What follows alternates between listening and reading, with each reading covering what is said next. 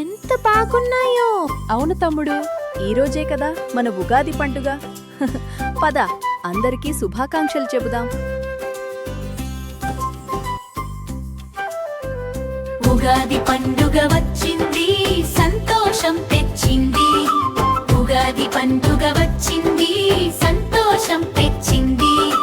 పచ్చని ఆకులతో, పచ్చని పువ్వులతో ఇల్లంతా శోభస్కరం, ఎంతో అందం. తమ్ముడు, ఇటు చూడు, నేనెంత చక్కని ముగ్గు వేశానో. అబ్బా, చాలా బాగుందక్క. మరి అమ్మ చేసే పచ్చడి ఎప్పుడు తిందాం?